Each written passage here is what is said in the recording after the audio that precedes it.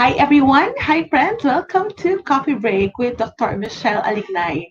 I am going to talk about a continuation of our topic on self-esteem and relationships. So join me this afternoon for another break of discussion, another break of insight, another session of eureka moments and reflections regarding ourselves, our well-being, and our relationships. So get your coffee, get your tea, or whatever works for you. I hope that you can just share these videos to family and friends because they just might need to hear about what self-esteem is, especially in this trying time. Nasa na ba tayo? Don't answer me na nasa bahay. Don't answer me na nasa na nga tayo. Nasa bahay pa rin tayo. Yes, on the 200 days of being in this work from home situation. But friends, we are still in the position that we are blessed because we are here. We have the resources. You are listening to me right now. So please do join me. Say hi. Say hi, friends, if you are with me. It's a wonderful afternoon to everybody. Before I position myself in this topic, for those of you who joined me in the last episode, can you just put there in the comment section what is it that you learned about regarding our topic self-esteem last time? So we'll take it on from there. What is that your aha moment? Yun pala yun. Yan. I would like to hear about your aha moment. What did you learn about your own self-esteem and how you look at yourself the last time that we talked? Can you put that in the comment section? Hindi ako magkakape ngayon. I'm going to have tea. So I'll waiting for your answer. Thank you, friends, for joining me. So please do share your insight regarding where you are in your own self-worth or self-esteem. Nasaan ka dito? Ang marami ang hindi nila nakikita. That as I said the other time, self-worth is actually the sense of being lovable, and self-esteem is the sense of being self-worth is the sense of being lovable and capable as confirmed by others. It is connecting ourselves with a bigger mission, with a universal chain that we can contribute. So how are we with that? And I would like to offer you some ways on how can we all adults continuously take care of our self-esteem or continuously boost our self-esteem. Bakit natin kailangan gawin yon? Kasi pag sa sobrang dami na ng mga external factors that we are anchoring our worth, we are raising a family, we are holding a career, then it is likely na baka in the process, we just might be anchoring ourselves on the non-essentials or not really on our self-esteem. Or we're creating another set of matters that we think that's our self-esteem. But what I'm talking with you about is actually our authentic self-esteem, yung totoo. So, we have to always check ourselves, nasan tayo? I like what this one, what Seriza is saying. Pwedeng mataas ang confidence ng tao, pero mababa ang self-esteem. Yes, pwede yan. Another one, Bell. Self-esteem is anchored on self-love. We are responsible for rebuilding our self-esteem as adults. And that is very true. Kaya na tayo nandito. Kalimutan nyo na wag na kayong mag-intay na yung somebody will tell you that you're doing a good job.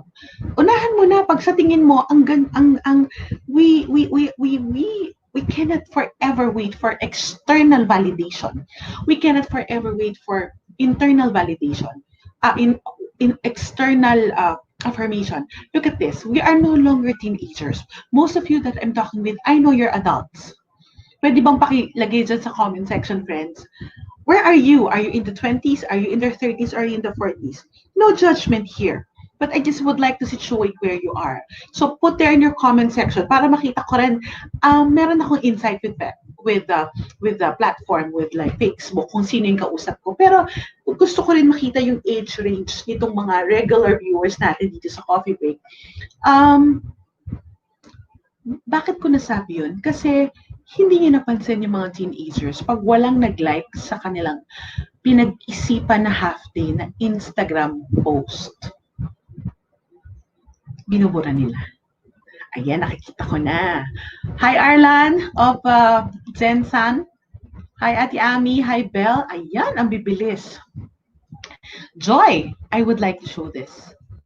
Don't wait for external validation or affirmation as adults. Yes.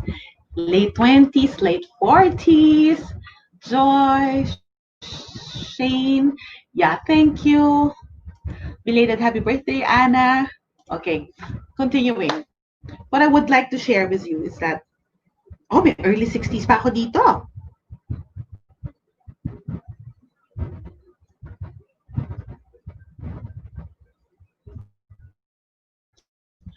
Okay. Tang dito, bago ko sagutin to, what if ang love language is words of affirmation in early 30s? Sis, ganito yan. Tanggalin mo muna yung love language kasi it's a totally different concept. Huwag muna natin yan ikabet. Ang affirmation, pang-add-on yan sa relasyon. Ang pinag-uusapan natin, ikaw sa sarili mo. Pero, eto na lang yung tricky dyan. What if nobody would give you that? If your language is words of affirmation, unahin mo nang ibigay yan sa sarili mo. Kasi, what if people around you would not be very patient or they just overlook giving it to you? Saan ka pupulutin? Diba that's a very good reflection? That's a very good thing to think about. So, halimbawa ako, ang love language ko gifts. And in my early 20s or 30s, I really feel bad whenever my husband would not give me the gift I want. Pag inisip mo, parang brat ko naman noon, di ba? Pero until I realize, if I love languages as gift, and then I'm going to use it also to love other people. And I'm going to take care of myself by buying myself the gift that I like. Bonus na lang kung ibigay sa akin ng asawa ko. But I would not pine down and pin myself. Love language is a totally different thing, but it can complement what I'm talking about. I hope you got me there. So, yun yung challenge. Yung love language mo, gift, affirmation. Paano kung walang magbigay? Paano ka? Paano yung self-esteem mo na tinatawag? Self-esteem is actually the template of many relationships. It's nice to say that in this pandemic, we grow also from our connection. We grow also from the people around us. And that is very true. But what if your self-esteem is not intact? Kaya yung iba, nagkakaroon sila ng you complete me syndrome. You know that? You complete me syndrome. Kaya ko sinabihan, they feel that a relation to themselves, the self, if the self has a hole or there's a void, may kulang, may butas. They feel that a relationship would complete it, a relationship will fill it. But the thing is, what if the relationship did not work? What if the relationship is the cause of concern? So, paano yung void? Sira, bulok. Paano yung void? So, kung ang pinasak mo dyan ay maling relasyon, toxic relationship for that matter, then you'll be forever, mabubulok yung buong system. You understand what I mean? So here, the pursuit of having a deeper, more authentic self-esteem is an authentic, real, good relationships, healthy relationships. Wala namang happy relationships lang eh. Healthy relationships is that you have to make your self-esteem intact. We do not wait for other people to build it for us. We build it. So, yan yung magandang mag-reflect tayo about it. Mag-reflect tayo today. So, self-esteem is a template for many, if not many, for our loving relationships. And that is so correct. That is what we're going to talk about. So here, what I would like to tell with you, what I would like to discuss with you, we have to understand that self-esteem is just not us. The other day, I was yesterday one of my favorite quotes, one of my favorite Instagram account is Thrive. It's a movement. I have a book on that, Thrive, by Ariana Huffington of Huffington Post. And maganda yung post yesterday. It said, in case you need to hear this today, you are not defined by how productive you are. You, kailangan ko rin sabihin sa sarili ko yan. Whatever you accomplish today is enough. You are important and you are allowed to rest. And that's exactly what I'm talking about. And that is exactly how we build our self esteem and how we continuously take care of ourselves. We're not dependent on our productivity, we're not dependent on the affirmation of someone, but we are also doing it for us. So in the process, if somebody would do it for us, and then it's really going to be really good. So here, what I'm saying, validated impact. A person with high self-esteem knows that they do what fits. They do not do what others would dictate to them. They do not beg, like, sige na, mahalin mo na ako, gagawin ko to para sa'yo. They do not beg for that because they know how to do it. I would like to get this question. Would it be possible that self-esteem is intact, but it is being destroyed by the people closest to you? It can be affected. But if you're saying it's intact, so it's not intact.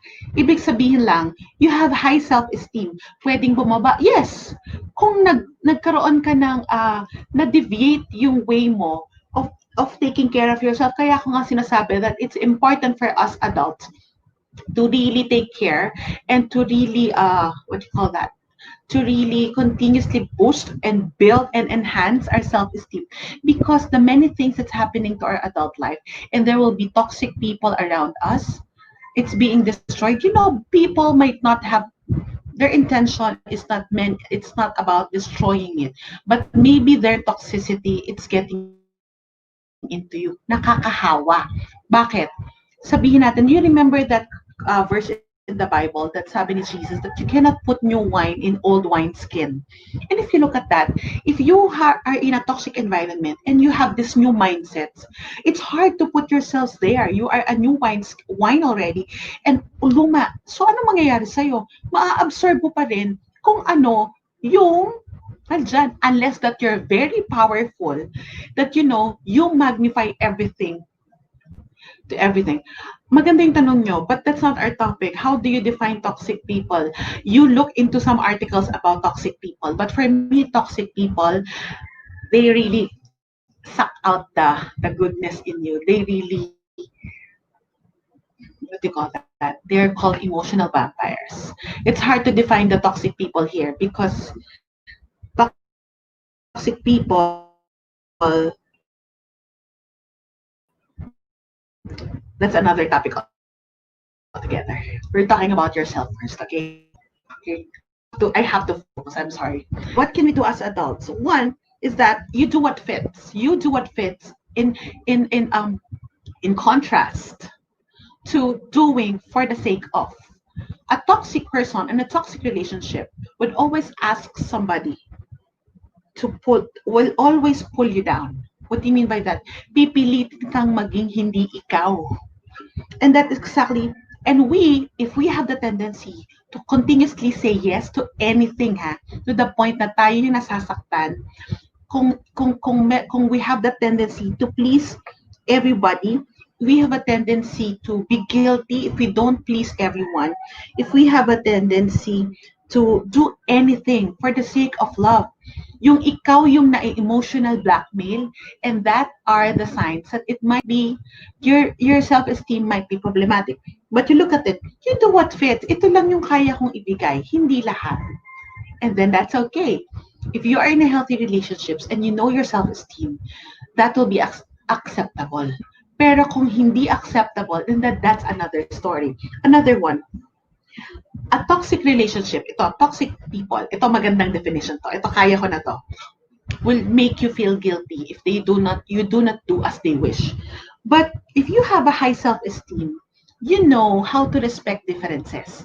You know that a toxic person or a low self-esteem person have a tendency to feel guilty or to blame other people for their mistakes. Yan yung mahirap. Kala mo confident, pero they keep blaming other people. Bakit?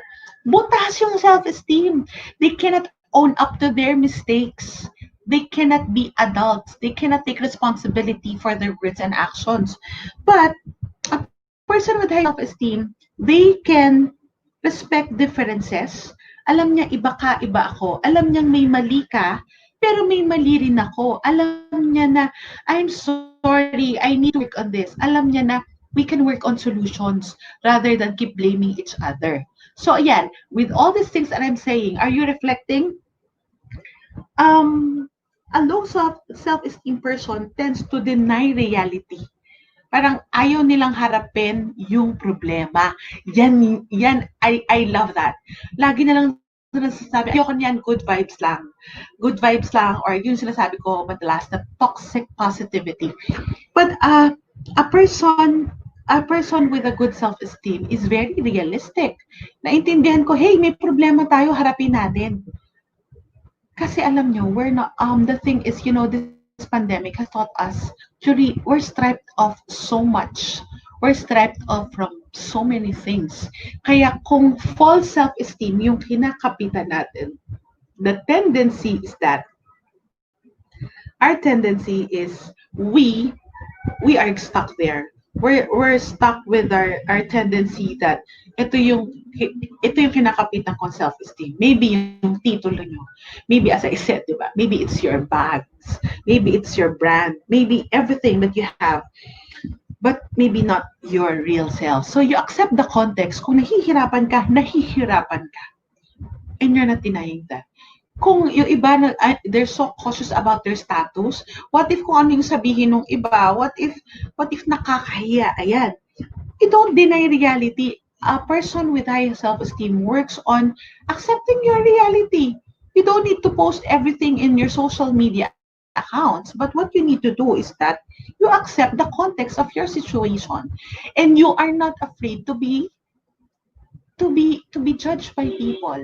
When your idea of validation is about what other people are going to say about you, and that is poor self-esteem. What I mean is that you're poorly spending your own life and your happiness likely with other people. Yung very cautious ka about, kasi baka magalit sila eh. Kasi ito yung komento nila lagi sa akin eh.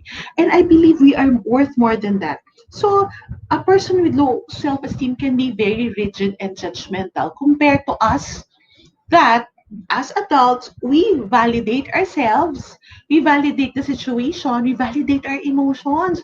Natatakot ako, nahihirapan ako, and that is okay. Can you tell yourself, that's okay?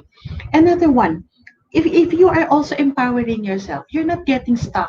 Halimbawa, yung question kanina, somebody asked that, what if you are surrounded by toxic people and then you don't get stuck there? You work on yourself. You keep empowering yourself. You know how to put healthy boundaries and healthy distances. Kasi bakit mo isusuko yung sarili mong pagkatao? Chances are, sinasabi mo, if you are aware already, yan. That's a good question. How can you help people around you who have low self-esteem? Capture what I'm saying. Kung sinasabi ko gawin ito sa sarili nyo, ito yung gagawin nyo sa iba. You help them validate themselves. You don't keep validating them. You help them validate themselves. Kasi mas mahirap yun. And you help them to be empowered. Parang you note the good. Parang sa bata, you always note the good. You don't say, ang galing mo. Sabihin mo, saan sila magaling. Sabi mo, I find you're very good on this. Small steps. Progress, not perfection. Ika nga.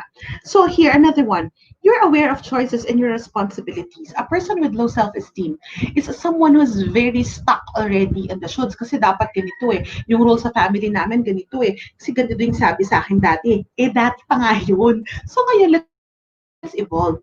Let's look, what are my choices, but what are my responsibilities?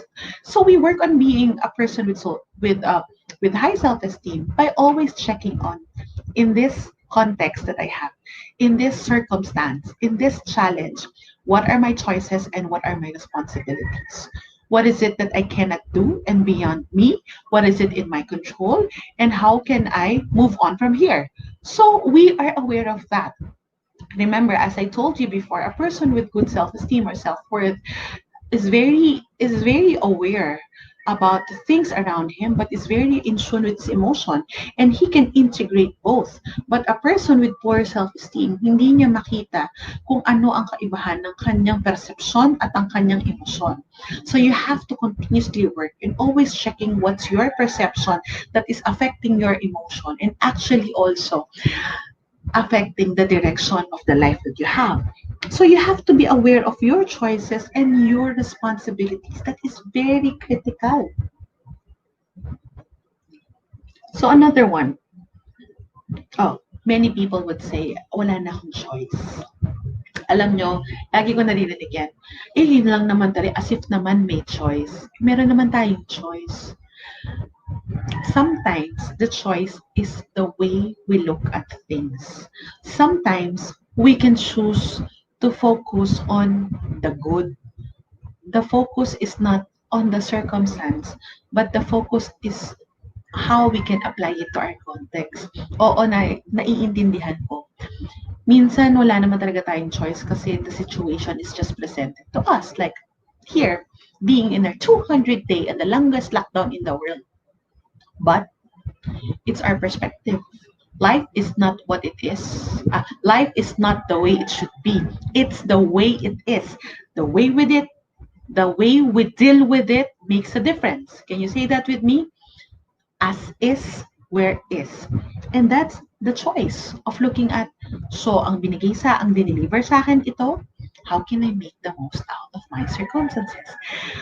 I can choose to look at it as a blessing, or I can choose to look at it as a burden. A person with a poor or a low self-esteem would always feel that he is a victim of circumstances. They would feel that ito ko eh, ganito na ako. But a person who is working on your self-esteem would look at the opportunities despite the burden. Kahit nahihirapan, the difficulty, you amidst difficulty, there is discovery. Can you say that with me? Amidst difficulty, there is discovery. And when we have that thinking, we grow from that mindset. Because a person with good self esteem, we are aware of our choices and we are aware of our responsibility. And the choice is we cannot choose sometimes what happens to us, but we can choose that in our difficulty, there is discovery. We can discover new ways of doing things. We can discover new ways of doing life, and we can discover how can we be better, not bitter, despite the difficult situation. And lastly, if we are a person of self-esteem, we know how to accept ourselves and we know how to trust ourselves. Minsan maririnig ko, ay naku, hindi ako tiwala sa sarili ko eh. Well, it's a good if you think naman parang, you're just reflecting, you're just saying out loud. But in reality, it's really living it out na naniniwala ka sa sarili mo and alam mong may kakayahan ka, pagtitiwalaan mo sa sarili mo. And a person with high self-esteem is honest. Bakit? Compared to people with low self-esteem, ayaw nilang aminin yung nararamdaman. They're not even trying to be aware of how they're truly feeling.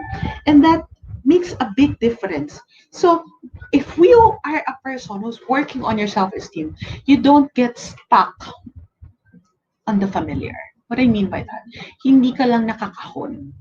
Kaya alam nyo, napakagandang mag-reflect regarding our self-esteem and relationships in this pandemic because we are checking, nasa na ba ako? Dito sa relasyon to, nag-evolve ba kami? Because if you just keep saying that, kasi ganito na kami before the lockdown eh. So, if you keep getting stuck with the familiar at ayaw mong mag-grow, that can cause problem. That can cause concerns in your relationship. Because, if we want to be better, if we want to keep ourselves intact, if you want to develop and boost our self-esteem, we are willing to risk the unfamiliar. Kaya natin na, ay, hindi ako sanay, pero susubukan ko. Hindi ako sanay I love you with the people around me, pero susubukan ko, di ba? Because, alam nyo, ang self-esteem, ang, ang recipient niyan, more than ourselves, is really the people around us. And lastly, a person with low self-esteem is past focus. Doon lang siya lagi, doon sa past. Ngayon, doon sila sa pre-pandemic, andun pa rin yung mindset nila. But you friends, where are you? Are you still here now are you now here in our new normal? At sa sarili mo, new normal ka na rin ba? Or better normal pa? So I would like you to reflect on that. Present focus, that's a trait of a person with high self-esteem. You are present focus, meaning tinitingnan mo, anong meron ako ngayon? Nag-grow ba ako from the last 200 days until now? Did I become better in something? Am I a better mom? Am I a better sister? Am I a better daughter? Am I better with my work? Despite that naka-work from home, am I better here? Or I am still bitter? And am I willing to change? A person with poor self-esteem, ayaw pa rin nilang magbago. Lagi na lang nilang sinasabi na they want to maintain their status quo. Lagi nilang reason, ganito na kami, matanda na ako, okay na ako dito. So be it. But my tip, friends, itong practical tips na ha. Kung nakapaligid sa'yo ay mga tao na mababa ang self-esteem, huwag kang pakain sa sistema. Kasi hindi ikaw sila. We may love our family, but we have the ability to transform ourselves. We have that inner resources and we are gifted with yung sinasabi ko, that inner wisdom, that if we know and know and know and keep and know to know ourselves well, we keep knowing and learning about ourselves, we can transform ourselves. If you are surrounded by toxic people, by now I hope that you know how to put healthy boundaries. By now you know that you are not their opinions, you are not their emotions, and you are not their reactions. Kahit sabi nilang ginalit mo ko, sa totoo lang hindi ka nila ginalit, nagalit sila. So you have to use that inner wisdom. So in this the funny thing with what I'm talking with you about, there's no one size fits all. Lahat ng sinasabi ko sa inyo reflection points for you to develop that. So here, I really really encourage you, go and plunge deeper into yourself so that you can reflect, where is my self-esteem? Where am I in my relationship? So you have to start also to start talking to yourself positively. Ikaw na yung magbigay ng compassion sa sarili mo, to talk to yourself without being critical. When you have done something good, tell yourself, that's a job well done. And then pag nahihirapan ka, you acknowledge yourself, alam ko nahihirapan ka, mahirap, di ba? Pero galing, na kaya. Tayo na yung magbigay sa sarili natin. And then, another thing, ito pinaka-critical, friends, pinaka-practical tip, do not compare yourself with anyone. Sabi nga ni Virginia Satir, my reference for myself, self-esteem points here that I discussed with you. In all the world to come, there will be only one you. Napakaganda, di ba? In all the world to come, in the history of the world, there's only one you. So please do not compare yourself to others. Huwag mo ikumpara kung ano yung narating ng iba at ang narating mo. Magkaiba ang timeline mo at timeline nila. Magkaiba yung narating mong destinasyon sa buhay. Magkaiba rin yung narating nila. And friends, if you are also a family member, my encouragement is that never compare your family members, especially your kids, to other people. Because remember, ang isa sa pinakamasakit na pwedeng magawin ng magulang is kumpara yung anak nila sa ibang bata. Kasi hindi sila yun. We hope that we take care of each other by admitting that I am me, I am beautiful the way God wants me to be. As is, where is. Refrain from comparing yourself to anyone else. Kahit nakalan pa sila kaganda, kahit na napakataas na narating nila sa buhay. We have different missions. We have different purposes. Kahit na napakarami nilang narating na destinasyon, okay lang yun. And please do not also, what I would like to say, do not anchor your worth and your esteem with your material wealth. I think yun yung maraming naging concern ng marami. They anchor themselves on the externals. And I keep saying that na you are not your titles, you are not the name of in the bag. Minsan may nagsabi sa akin na, Doc, nakikita ka na po sa TV. I'm not a doctor yet then. Pero tanggalin na lang natin wag na doctor. Michele, ang nakikita ka na sa TV, dapat siguro sa'yo yung bags mo, ganito na. Sabi ko, bakit? Bakit kailangan may pangalan yung bag, pangalan ng iba? Ako to. My title is me, myself, and I. It's not about bags of other people. So, that's what alam nyo na I'm not true brand conscious, okay?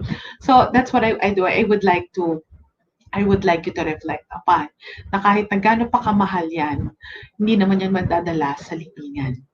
Lalo na kung i-cremate, di ba? So here, I would like you to reflect on that. And one thing, if you are feeling down and you're feeling your self-esteem is getting low, try to help people. Try to help other people. Kung may nangangailangan, you volunteer by giving of yourself. And it's very crucial.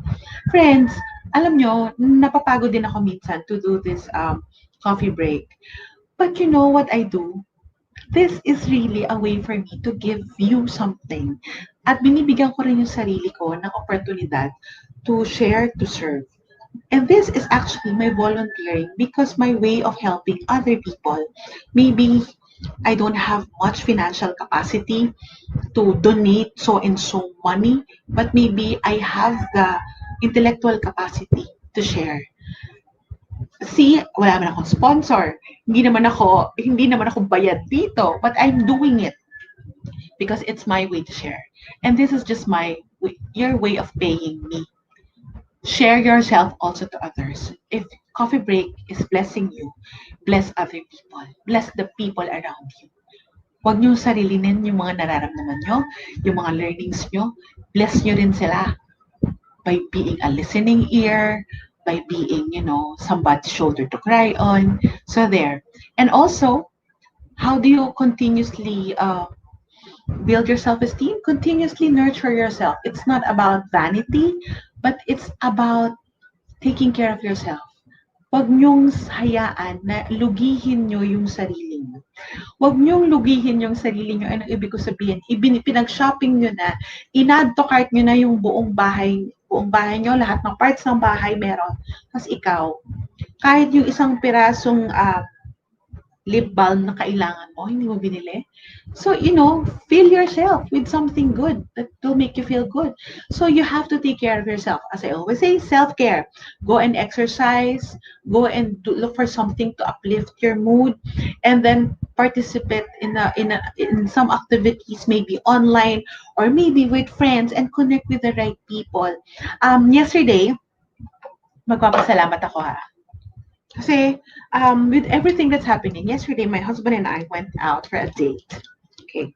We usually have a date here in the house, so yesterday we were able to go out. And then, a friend sent me this. See? Binigyan ako not 1, not 2, not 3, pero 5 lipstick. Ayan.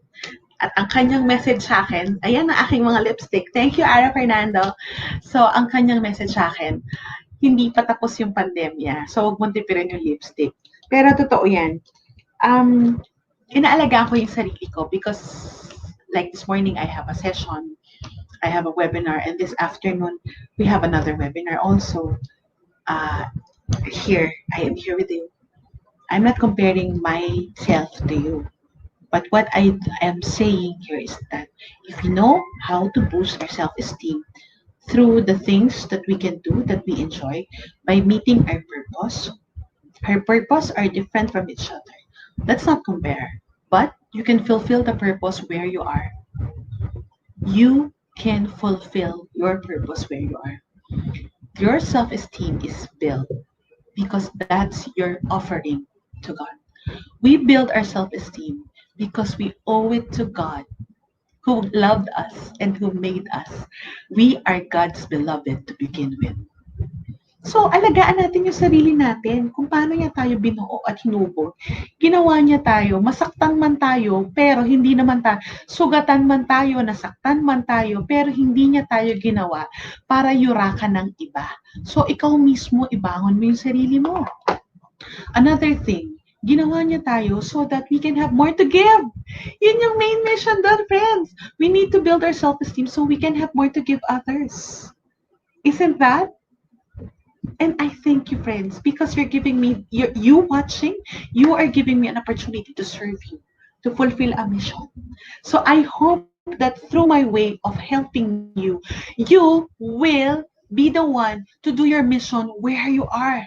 Maybe sa bahay, maybe sa friends, maybe sa extended family, pero yun yung mission natin. You know, one of my friends here was watching, ang mission niya, ipagdasal ako. Ipagdasal yung internet ko at ipagdasal yung mission ko. And that is a very big mission. Isn't it?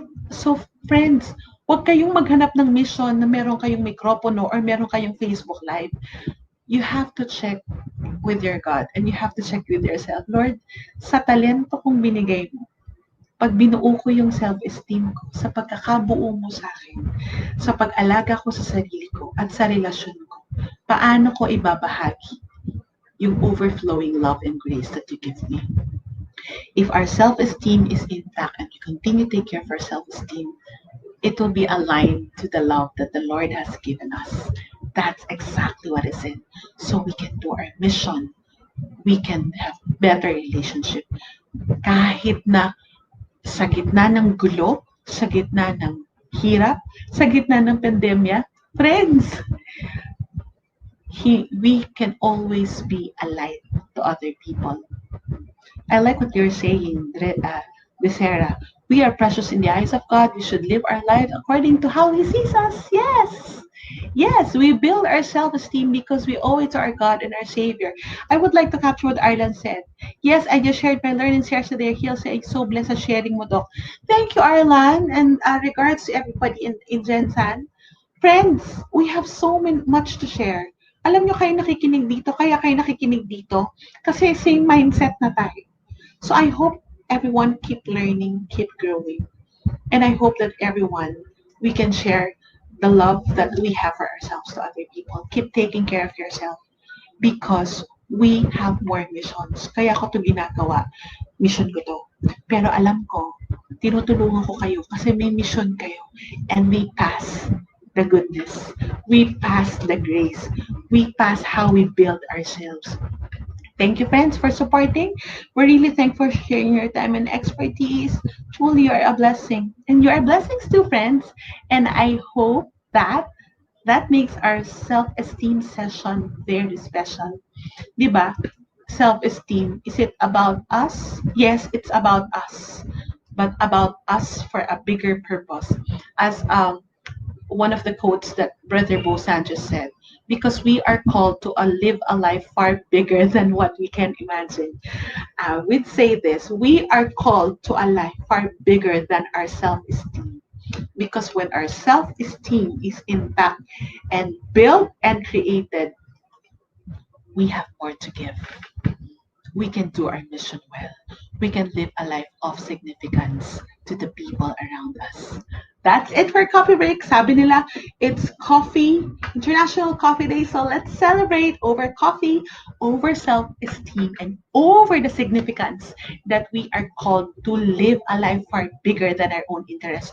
So, bago ka maging for others, for self muna. Para ang ibibigay natin sa iba, it's the overflow of our self in connection with our relationship with our God. Thank you for joining me for Coffee Break this afternoon. See you again next week, friends.